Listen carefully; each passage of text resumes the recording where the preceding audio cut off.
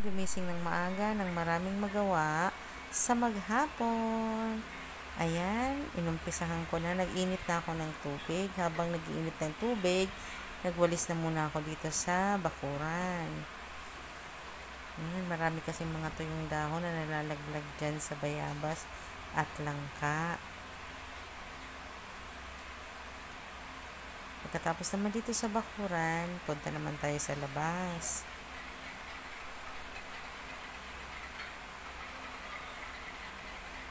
Yan, kahit hindi masyadong madumi, inaalis ko pa rin yung mga dahon-dahon na nahuhulog galing sa bayabas. Pagkatapos naman sa labas, sunod naman natin dito sa kusina. So, habang naglilinis tayo, nakasalang na yung mait na tubig.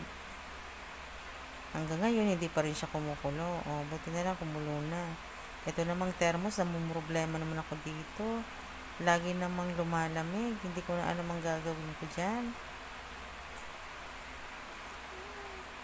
Yan, nagpakulo rin ako ng sambong. Yan ang pinakakape ko kasi hindi na talaga ako nagkakape. Pagkatapos naman nun, dito naman ako sa study area ni Yesha. At sa tindahan, naglinis. Ang sarap lang ng maraming nagagawa, guys. At pinagpapawisan ka talaga.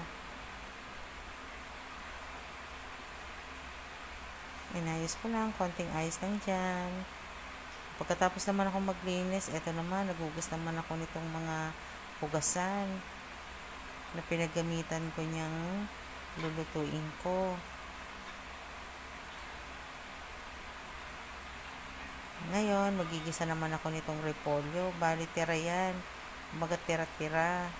Reretokohin ko lang para hindi mapunta sa basurahan. So, yan. Ginisa ko lang yung sa sardinas at nilagay ko na yung repolyo. Yan na yung almusal ko. Pagkatapos naman yan, ito namang tanghalian agad ang isusunod ko kasi aalis ako, kaya yun, sinunod ko na rin siyang iluto. Nagisa lang ako ng bawang, walang sibuyas, kaya bawang lang.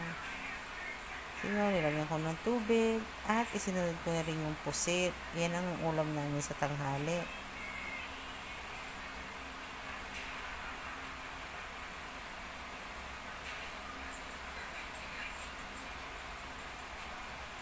Nung naluto na yan, dali-dali ako, guys, kasi kailangan kong pumunta sa school, kaya dali-dali akong naghugas. Pagkatapos niyan, dumiretso na ako sa school ni Yesha kasi may feeding program daw. Nagbigay kasi ng gatas, fresh milk. Ayan, diretso na ako sa school.